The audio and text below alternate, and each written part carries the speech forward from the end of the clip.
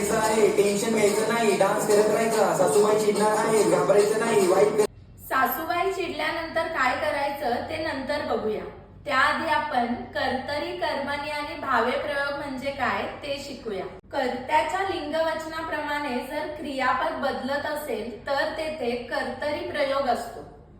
राम गावाला गेलाच्या जागी मी लिहिलंय सीता गावाला गेली. राम हा पुल्लिंगी शब्द आहे, सीता हा काय आहे स्त्रीलिंगी. तर इथे जेव्हा पुल्लिंगी होता तेव्हा गेला होता, स्त्रीलिंगी मध्ये काय झालेलं आहे गेली. कर्म तर आपण सेम ठेवलेलं आहे, गावाला आपण बदललेलं नाहीये. इथे कर्त्याच्या लिंगाप्रमाणे काय बदललेलं आहे क्रियापद.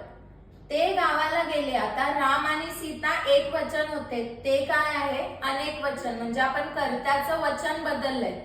तर गेला, गेली आणि इकडे काय झालेलं आहे गेले. कर्त्याचं वचन बदलल्यानंतर क्रियापद पण बदललेलं आहे, त्यामुळे इथे काय आहे कर्तरी प्रयोग आहे. कर्मणी प्रयोग म्हणजेच काय, कर्माच्या लिंगवचनाप्रमाणे क्रियापद बदलतं.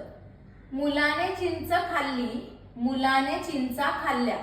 मुलाने कर्ता सेम आहे, चिंच एक वचन होतं, चिंचा अनेक वचन. वचन बदललंय आपण कोणाचं कर्माचं. तर इथे पहा खाल्लीचं काय झालेलं आहे खाल्ल्या. कर्माच्या वचनाप्रमाणे क्रियापद बदललेलं आहे. आता चिंच स्त्रीलिंगी आहे, आंबा काय आहे पुल्लिंगी. इथे पण आपण मुलाने सेम ठेवलंय, पण मुलाने आंबा खाल्ला, चिंच खाल्ली, आंबा खाल्ला. जेव्हा आपण कर्म बदललं तेव्हा क्रियापदामध्ये सुद्धा बदल झालेला आहे, त्यामुळे येथे कर्मणी प्रयोग आहे. भावे प्रयोग म्हणजेच काय, कर्त्याचं लिंगवचन बदललं किंवा कर्माचं लिंगवचन बदललं तरी जेव्हा क्रियापदात बदल होत नाही तेव्हा तेथे भावे प्रयोग असतो. आईने मुलीस समजावले, बाबांनी मुलास समजावले. आईनेच आपण काय केलंय बाबांनी म्हणजेच लिंग बदललेलं आहे. मुलीसचं मुलास केलंय, इथे कर्माचं सुद्धा लिंग बदललेलं आहे, पण समजावले मात्र सेमच राहिलेलं आहे, म्हणजेच कर्त्याच्या लिंगाप्रमाणे क्रियापद बदललेलं नाहीये.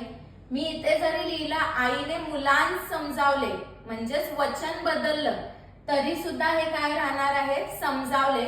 मग अशा ठिकाणी कोणता प्रयोग असतो भावे प्रयोग असतो. मग ह्या वाक्याचा प्रयोग कोणता आहे ते तुम्ही मला कमेंट करून नक्की सांगा.